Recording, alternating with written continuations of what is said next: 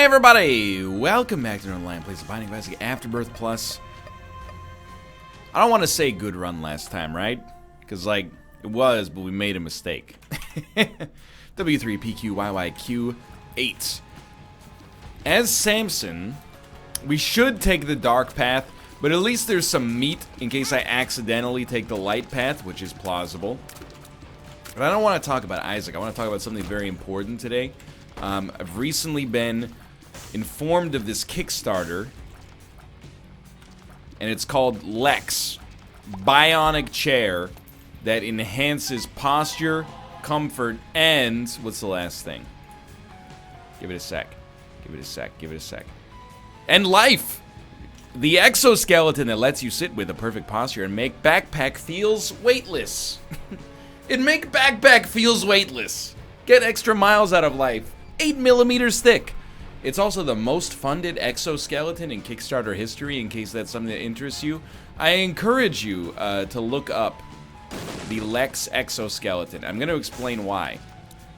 As much as I love the idea of making fun of this, I think it might actually own.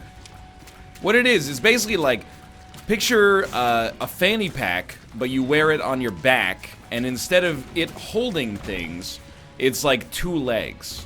Like little legs. And then if you crouch, the legs kind of extend out of your back, touch the ground, and allow you to sit without actually having a chair.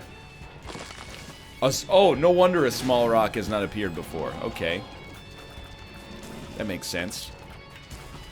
The reason I think that this is stupid is because rarely in my life, I guess, do I go out and walk around. I mean, that happens from time to time, but then, like, eventually you're like, oh, I'm tired, but there's no place to sit. Maybe I live a privileged existence, but in my world, there's usually ample seatage. There's park benches. Usually, you know, those are empty, or at least, you know, there's a space to sit down on one of them. You could lean against a light post or a tree or something like that. You get in your car and you sit. You get on the bus and you sit. Or you walk home and you go sit on the couch. Rarely am I in a situation where I'm not able to sit down despite having the desire to do so. Okay, fair enough. But then, I also just got back from PAX like 2 weeks ago, and we were literally talking about having this exact invention. And I mean, we weren't, like, I was under the impression that this already existed, and as a result, it probably must have. This is probably not an invention so much as like an innovation, I suppose. But we were like, man, it would be sick to have one of those things that you, like, it straps onto your waist, and then it's just like a chair that you can walk around with. It's like a little butt saddle. And here it is. And I'll tell you, dude, at PAX, that would actually rule. Now, eventually, you're probably going to sit down on somebody's toe, and you got a nasty lawsuit on your hands. But, like, until that moment comes to pass, you're sitting pretty. Like, when I think of exoskeletons, I guess you got to start small. But I think of, like, a couple of things. I think of in the third Matrix movie, the exoskeletons they used to fight off the Sentinels, the machines send down into the depths of Zion to stop the humans from, you know, being able to, well, exist. Just looking. No arcade, really. That hurts. No arcade, bad. Nick arcade, good. Very, very, well, also bad, but entertaining sometimes. I think of a mech suit from XCOM Enemy Within. Gives you a rocket launcher, and, you know, if you press the right button, you can serve as full cover for your squad mates. Wow, I literally stood still and pressed E and was like, what do you think about that? Well, I think that we got hit as a result of that. He super grew! I didn't know he could do that. He grew his head back. Key? No key. Really light on keys. What I don't think, I mean, I also think of, I don't know, like, industrial applications, like, you know, Amazon warehouse workers having exoskeletons that allow them to pick up, like, huge pallets and shipping crates and stuff like that. What I definitely do not think of is, like, well, my legs are a little tired. But, I don't know, man, maybe there's value to it. I will say, in the ad, they don't have me convinced, because they show a bunch of people working in, like, what appears to be some kind of design firm. With a very modern layout, and they're all sitting at desks using the exoskeleton as chairs. If I go to work for a company that has enough money to have like that all-white interior, straight out of Silicon Valley, you're buying me a Herman Miller, okay? That's going in the contract rider when I sign it. You're not gonna make me sit on these freaking Lara Croft Tomb Raider axes. Like, I'm not suggesting that it's necessarily uncomfortable. I'm just suggesting it's probably not long-term the best thing for you to be sitting on. Otherwise, Herman Miller would probably be making exoskeletons. You know, they got ergonomics. That's not how you say that word. They got ergonomics in mind. That's their passion. Mom's heels. Well, our range is highly sorted. No question about that. We're taking both of these, by the way. Depending on that too hard item, we could be, like, going for broke here in just a second. Sure. Please. I beg you, sir. Synth oil. Very good. Book of Belial. Not what we're looking for, but not necessarily bad. Lord of the Pit. Fun. Fun item. I think we're going to leave. I think we're going to leave for now. We really want IV bag, and then we're in a great spot. Crystal Ball. Also, like, really good. And I'm hoping to get enough spirit hearts out of that we don't have to worry about things for a while here. But I guess, you know, when I think of, like, humans and machines merging together, I don't think, like, man, it'd be nice if my legs were also chairs. But I guess in hindsight, there have been times in my life where I've been like, I would do anything for a chair right now. PAX lines are a great situation. You know, the thing is, it's not really the walking that gets you at PAX. It's the standing still with your knees locked. You'll see people, like, day 3, day 4 of that show, you'll see people doing squats. And you're like, why are you doing squats? Like, aren't your legs sore enough? And they're like, that's why I'm doing the squats, my dude. Just to, like, to have your legs bend feels right. So here's the thing, I want another key, but I'll illuminate my plan for you. We want to go to item room first. I do want a Joker card, but I want to get value out of the Joker card. And I think the easiest way for us to get value out of the Joker card is for us to use it as, well, I mean, not just to get to a deal with the devil, which is obvious and self-evident, I hope, but also as an opportunity to not have to do, like, a boss trap room. I really want Little Chub. We're worried about survival. Like, we've probably never had glaucoma, but I'm willing to roll the dice on fruitcake, which we've had a couple of times in the past here. I'm gonna slow my roll here. We haven't gotten an extra spirit heart yet, but once we get a key, we'll open a golden chest in that room, and then we'll feel better about this. Absolutely would love to get a second syringe here. Okay, that's also fine. And the range upgrades. At this point, I have to feel like a little bit insulted by the sheer amount of range upgrades we've happened to get. Thank you so much for the key, though. This is where this run takes off. I can feel it happening already. We've done boss rush, we've done hush. Remember, take the negative. Take the negative. That was a decent return on investment. And you know what? A Krampus fight when we wouldn't have gotten a Krampus fight, in all likelihood, feels very, very good to me.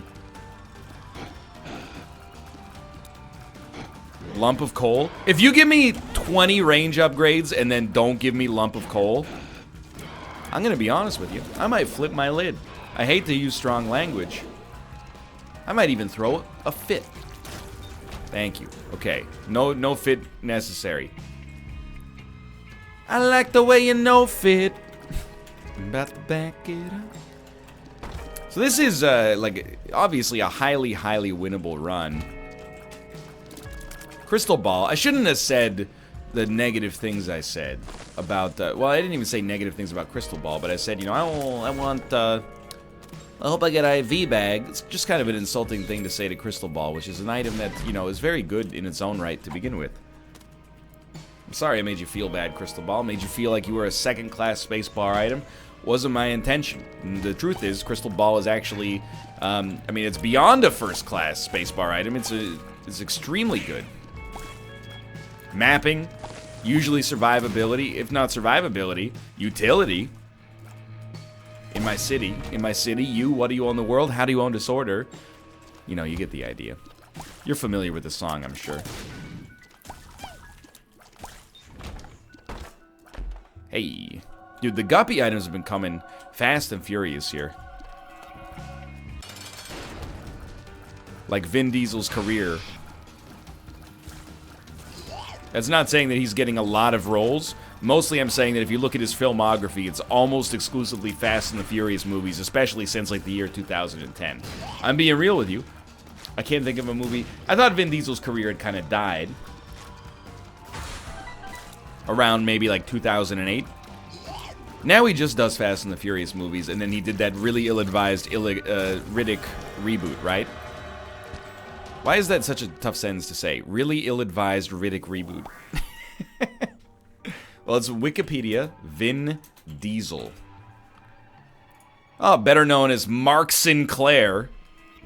I didn't realize. Let me see. Oh, that's right. He is Groot. I feel so bad. I forgot that. I mean, so here's the thing. I actually feel bad. Okay, he was also in the new Triple X. Oh, no, he produced the new Triple X. Okay, I haven't seen it, obviously. Last Witch Hunter I heard was horrible. And then a lot of Fast and the Furious movies. Like Fast and Furious, Fast and Furious, Fast and Furious, Fast and Furious. Okay, fair enough. But, oh, he's apparently playing Bloodshot. Is that a... It's a Valiant Comics superhero of the same name. Look. I wish you the best. Who's directing it? Dave Wilson doesn't even have a Wikipedia article. Written by this guy. Okay, what did this guy write? Final Destination 5? The Thing prequel? No, no, no, no! Anyway. Vin Diesel, to me, like now that I'm looking at his filmography, this dude has like the ideal life. Obviously, he's probably not getting paid $20 million to be Groot, but he's probably getting a healthy sum. And all he has to do is go, I am Groot. Like, you do that 6 times, you're set, right? See if we can get a new item here, because we're feeling pretty good. That works too. So he does movies where he makes, I'm sure he makes more money on the Fast and the Furious movies than he does on the Marvel movies. Not because they gross more, but because, you know, he's a more critical part of them. That's my guess, at least. And they still do extremely well at the box office, so... Plus, he's been there from the beginning. But either way, anyway, I'm not going down this road. All I'm saying is, he gets to make movies with people that he's worked with for a long time, where he gets to drive cars quickly and shoot fake guns, and then people go, hey, I love this, you know? People who love that franchise love that franchise. And then, every other year, he gets to go, I am Groot. I am Groot. I'm Groot. And then Marvel's like, thank you for your service. Here's like a, you know, I don't know, $3 million paycheck. I don't really know the scales of actor salaries or how much you pay Vin Diesel. Obviously, you can get someone to do it for cheaper, but that's not really how, that's not Marvel's MO to the best of my knowledge. Dude, can you just, like, be dead? Thank you. Okay. Much appreciated. This run bangs right now, just for the record, but it could slap as well if it goes really well. Ooh, I got hit somewhere in there. That's what, I mean, Holy Mantle's amazing for not having to care about that. Have we had Tarot Cloth? I don't think we have, so this is really nice. And we will grab Nose Goblin as well, just to maximize damage done. Yeah, we're in a great spot. Now, do we want to fight Delirium? I don't want to get your hopes up, but this is a Delirium possible run. Not probable, possible. Yo, Steven is also a pretty annoying item to get, so we're ticking off some relatively rare stuff here. What do we need to make it happen? I mean, nobody is going to bat an eye, I think, if I say that I think being Guppy is almost a prerequisite. You need to either, like, be Guppy and have a great run, or be, sure, why not? Or be, not Guppy, but have an amazing run. To want to fight Delirium, anyway. You might be able to do it, you know, you might be able to eke out a victory under less than dominant circumstances, but you get the point. Like, that's my dream job as an actor. If I were an actor, I would have no principles. And I'm being 100% sincere with you. And I think, because people, there's like 2 prominent examples that I can think of. where actors have been kind of like maligned for really poor film choice. One of them is David Cross starring in the Alvin and the Chipmunks movies, despite being cynical about like every media property and all of his comedy specials. And he gave an answer I thought was great, which is like, why are you grilling me over being in a kids movie that's for kids to enjoy? Like literally, I think we've taken marked. I'm putting words in his mouth to some extent, but like, you know, it's a kids movie. Why is an adult talking to me and being like, hey, how do you reconcile the fact that you were in this movie that has a 3% on Rotten Tomatoes with the fact that you said Creed was a bad band, you know? I see you have some problems with media, yet you're participating in yourself. How curious. And then the other one is Michael Caine for Jaws 4, where when asked about how bad the film was, he said, I should say, I haven't seen the film, but I have seen the house that it built, and it's beautiful. If you're an actor, sure, for your own self-interest, I imagine you should care about being in good movies. There are definitely actors, Nicolas Cage, where when you see him on the cover, you go, I got no idea. Obviously, he's been in some great stuff. He's won a Best Actor Oscar for Leaving Las Vegas, but he's also been in some garbage.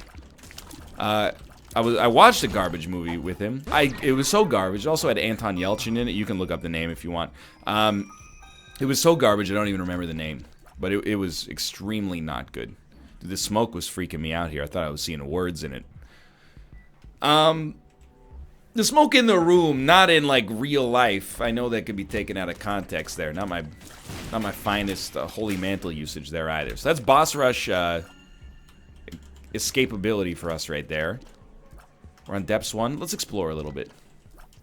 And then there's actors where if you see them in a movie, you know that, you know, they choose their roles very carefully.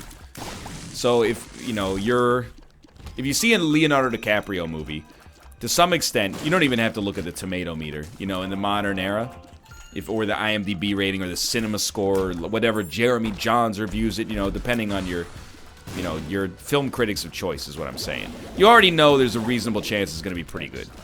Tom Hanks, you know, if you see him in a serious movie, you're like, okay, there's a good chance this is going to be good. But for the most part, if you're not like one of a handful of actors, you know, maybe like less than 20 actors on Earth, what do you care? You know, if you're like, let me think of a better example here. I'm trying to think. It's hard to think of an actor who's like famous but not so famous as to be like, I'm going to go see the movie because they're in it. Like if you're, and I was like James Franco, but then I was like, well, freaking James Franco also went to like NYU film schools. So I don't know if he's probably very particular about the roles he takes. And I was like, okay, Seth Rogen. Then I was like, no, people go see Seth Rogen movies because Seth Rogen's in them, whether you like them or not. You know, he's not part of the background. He's part of the real deal. Like, okay, what about? Apparently, this is the worst example I've ever come up with, because this is killing me. I'm working, okay? The brain's working. If you're Matthew Perry, he played Chandler on Friends, why do you have an obligation to only be in movies that are going to be critically acclaimed? You're an actor. Nobody's going to the movie theater going, oh, well, Matthew Perry's in it, so just implicitly I assume that it's going to be great. There's a sense that literally the opposite has probably been uttered about 1,000 times. Same if you're an actress, if you're Elizabeth Hurley. No one's going, oh, I gotta see that new Elizabeth Hurley movie because Elizabeth Hurley's in it. Well, except maybe Bedazzled. But anyway, my point is, why not? It's a job. A job's a job. I'm not saying you should willfully take, you know, garbage roles for a paycheck. What I am saying, though, is like, you know, you're a working actor. You gotta do what you gotta do to survive. As a YouTuber, it's kind of a different story, because you might be saying, well, what if a crappy company came to you with, like, a sponsored deal and was like, hey, you know, even though our game sucks, you should play it and, like, tell your fans to buy it.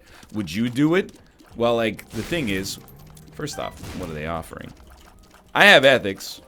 But if they were like, here's $100 million, I'd be like, yeah. My ethics hit their limit around $100 million, I suppose, when it comes to that particular issue. I would find a way to make it up to you. $100 million can do a lot of making up, I'm sure. But apart from that, you know, it's a different story because it's an endorsement from the YouTuber that something is good. It's basically your value to the company is the trust that you put in the product. And if you say it's good and you give your recommendation, then that's worth something to some people out there, right?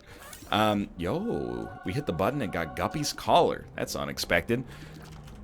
Nobody is going, you know, well, I take Michael Caine's roles very seriously, so if Michael Caine signed on to this movie, it can't possibly be bad. Like, that's just a bizarre statement to utter in the first place. I think Mark Wahlberg's another, maybe the best example I've come up with so far. I don't think very many people out there are going, I love Mark Wahlberg, I'm going to see anything that he's in no matter what. I like him decently enough as an actor, but, you know, it's one of those actors where you're like, I'm going to check the response to this movie before I spend 20 bucks on seeing it for sure. So yeah, if I was we were talking about it on the NLSS today, which is why I'm bringing it up. Nick was like, you know, if they paid you studio money, would you voice Garfield in the Garfield movie? I'm like, yes.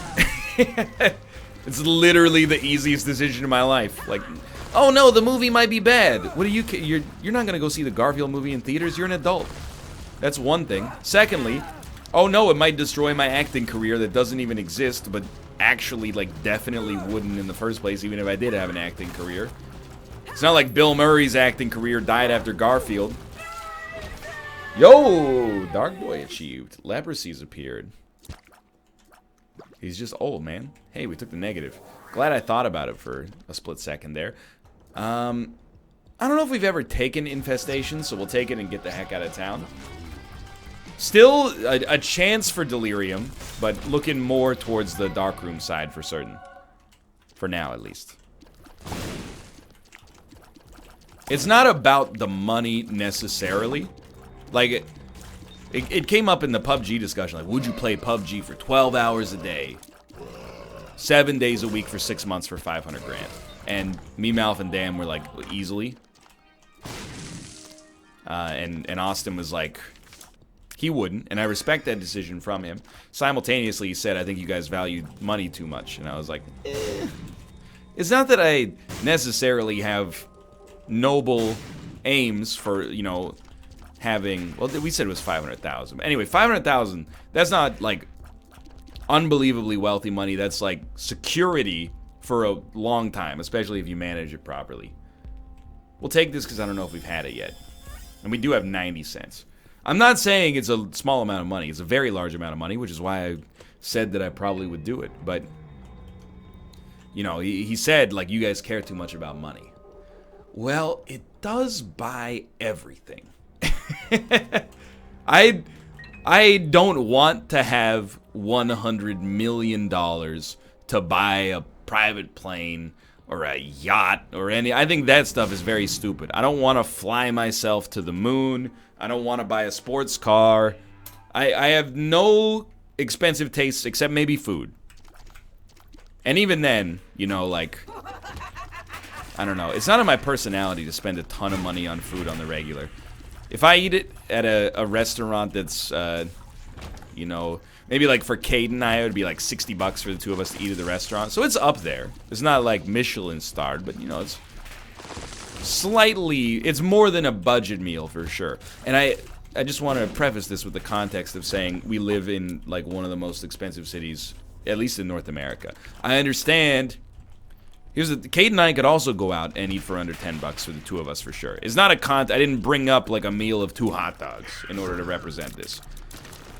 You could go out, the two of you could go out and eat for 500 bucks as well. You'd find all areas, but like I would say an average dinner out for Cade and myself would probably be like 40. So you get into that 60, 80 range, you're like, you know, you're starting to feel it for sure, and you're like, this is expensive. If we did that twice in 1 week, I would be like, all right, tomorrow I'm eating like hot dog buns. That's what I'm having for lunch. That's just my personality.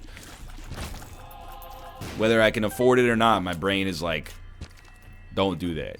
Which is, I'm very thankful for, to be honest, but also makes me highly annoying to be around sometimes, and I'm conscious of that, but I come by it honestly. But having $100 million would own for several reasons. The big one is, like, you would never ever have to do anything ever again if you didn't want to. And I don't want to do nothing.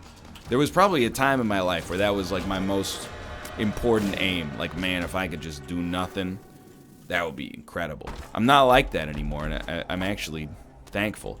What do you think? Curse of the Tower? Guppy's tail! Let's go!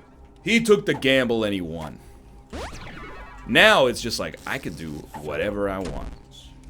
You know, if you had $100 million, if you're like, I want to try out sculpting. Well, you're not going to work on Monday. Go, like, phone up a sculptor. You know, maybe not world famous, but you could probably get there and then be like, you know, hey, I would like to learn how to sculpt. Come live in my mansion for 3 months, and we'll do like an intensive sculpting class. You want to learn kung fu or some kind of martial art? That's all I'm saying is it would turn life into a playground where you had time, unlimited time. I love what I do for a job, and my wife is right when she says, you know, she's worried about when I retire that I will just continue doing whatever I'm doing before retiring, but for free. Because we'll have days where I'm like, you know, we're leaving for vacation tomorrow. I finished all my work, all the chores are done, and, you know, I've packed the suitcase and checked 6 times to make sure we got the passports, and I still got 12 hours. I guess I'll record some Slay the Spire. You should know, and I'm being overly defensive just to make a point, I guess, but, like, I love the duties of this work, for real. How do you think I'm able to make so many Isaac episodes? How do you think I'm able to... I mean, I don't stream necessarily more than the average partnered streamer, but I got that going, and the whole YouTube side. Like, I'm taking a little heat from people that are like, his channel's got so many Twitch VODs now. I'm still 4 unique videos a day that are like 40 minutes each. It's like the top 0.01% of YouTube upload frequency. It's out of control. It's too much. Even still. But then, like, I'm, you know, I appreciate the feedback. I do. But I'm like, it's not that there's too many Twitch VODs. It's that there's just too many videos. Like, half your channel is Twitch VODs. Yeah, the other half is, like, 3 or 4 hours a day of content. New stuff. Dude, I think we should try Delirium. Anyway, I'm not being defensive about that. I'm just saying, I organically, authentically love doing what I do. If I got that $100 million sponsor deal, I wouldn't be out. The thing is, in my brain, I would be like, I could be out. And that means a lot. You know, and it'd also mean, you know, if you're not really feeling it on that particular day, okay, fine. Don't do it. I don't think I'm going to reroll the shop. Let's donate first. All that money would mean is freedom, I guess. That's how I see it. Yo, look at those luck upgrades. Please let me keep donating so I can get the tough love levels. That was still a really nice donation. Like, or a really nice amount of donations. Epiphora, and then Bursting Sack. Okay, we'll take God's Flesh. We definitely took we took Lard, not Thunder Thighs recently. We've had My Reflection. We've also had Bumbo, but, I mean, Bumbo is better than My Reflection. So, that's it. There's more metrics to choose what you want than just have we had this before. I don't even remember necessarily where I was going with this. Oh, like, yeah, that's why, like, you know, I don't begrudge an actor, you know? You know, you see a bad, like, Zach Galifianakis movie. You're gonna be like, oh, what was he thinking when he chose that one? Probably, I might never get another movie again. I better take it. Don't get me wrong. I also have respect for, like, you know, whoever did 3 Hangover movies and was like, you know what? I'm done. I'm gonna be the guy who puts a cork in this Hangover stuff. Like, I'm sorry. I'm never going to win an Oscar if I keep being in these Hangovers. Because I would be the guy who's like, all right, Hangover 3 wasn't that well received, but still did okay at the box office. Hangover 4, filming same time next year, boys.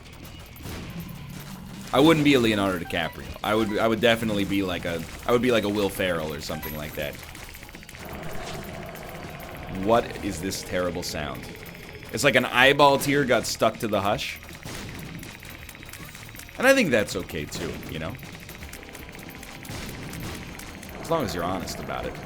Again, I will tell you, though, I would feel betrayed if I went to see a new Leonardo DiCaprio movie and it objectively stunk in the way that some movies do. Like, I know you might have watched The Revenant and been like, it's boring. Or you might have watched The Wolf of Wall Street and been like, it glorifies a part of society I don't respect, which you and me both, buddy. But, simultaneously, you know, I think you can understand, they're at least well-made films, they're interesting, you know, they're, well, maybe except for The Revenant, depending on your perspective, but I liked it, okay? There's Spirit Hearts back here. We'll go grab those.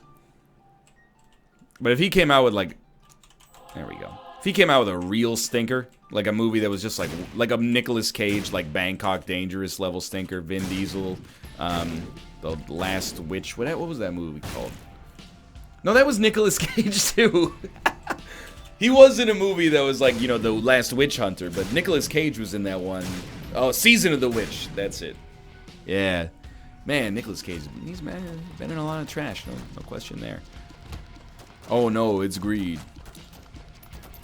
Good day to you, partner. I'm Greed. I can already tell I'll be your only friend in this godforsaken camp. Yo, thank you, Gimpy. That's what I was looking for. So I'm going to give you some money. I don't really want HP, but I might consider it. Now, Chaos is kind of like too little, too late. I'm trying to think of what even might be useful for us here before we get into a potential Delirium fight. We have had blue map, and we don't need it, so I think we can reroll. Yeah, I'm going to reroll all this, then. Steam sale might just be, like, the dumbest decision we could ever make. I do, like, Humbling Bundle is great, though. So I'm gonna hit you with this right off the bat. I'm going to use the Emperor card, and then we're either going to get an item, or we're going to fight Delirium right off the bat. I think we could kill Delirium in our present state. 15 damage, 6 rate of fire. Good other effects happening as a result. Bumbo, just fill your boots, buddy. Doesn't matter to me. Already donated as much as we could. A 3, 2, 1, let's go. Monstro 2. Yeah, I think we're set here. So far, so good. We don't need 10 bombs. I will take meat for a very, very modest damage bonus. I gotta point out as well, I'm loving having maximum level Bumbo. Try to move away from the starting room. I'm loving this maximum level Bumbo, and I will probably love it more on the real boss fight as well. Real boss fights of Los Angeles. Oh, we're not really moving away from the spawn room. What did I... My brain was broken, apparently. Anyway, that's what I'm getting at. I take offense to the idea that because of the PUBG situation, and I don't think Austin was misrepresenting us, really. I think we just have different viewpoints on it. But, like, it's not that I love money because, like, oh, I want to hoard it. It's more like I love money because it represents, you know, a freedom to do something that you want. It's not, I don't want to own 12 houses. I'm not even sure if I want to own one, but we'll probably go down that road someday. It seems like a very stressful undertaking. But, like, renting is sick, dude. Yeah, the money basically explodes at the end of the month, but simultaneously, like, whenever there's a problem, you don't have to deal with it, and secondarily, it's like a quarter of the mortgage payment for an equivalently priced property in this neighborhood. But anyway, disregarding that, you get the idea. Like, I don't want my own, I don't want any glorification. I just want to fade into the ether. You know, I don't want my own line of sneakers or something like that. What I want to do is be like, you know what? I will supersize that. You know what? Yeah, add guacamole. Well, I mean a little bit more than that. It's $3.75. Why are you nickel and diming me here? I don't understand. I'm a very powerful man. I played PUBG for 12 hours a day for 6 months. Moreover, hey, check this out, you know? If you got a degree of financial security that meant you never had to do a job you didn't like again, you could dedicate yourself to nonprofits, volunteering, helping the sick, helping the needy, etc., etc. That's truly where you find your passion lies. If so, you're a better person than I am, for sure. And I'm just being sincere there. Delirium, are you okay? Like, You're so low on HP already. That was a terrible note to leave that on. It's like, I want $100 million, and then I don't want to help the needy at all. That's not what I meant. I just meant, you know, there's people out there that, like, in college, they're like, well, it's Sunday morning. I got to get up and go to the soup kitchen. Better people than me. I'm at the normal level of generosity and respect for my fellow man. They're, like, above and beyond. This was an extremely easy run. I loved every second of it. Bloody Crown. Pretty great, actually. For now, though, thanks for watching. And if you guys have enjoyed the episode, if you did, click the like button. Helps a great deal. Of course, subscribe if you want to see more in the future. For now, thanks for watching, and I will see you next time. See ya!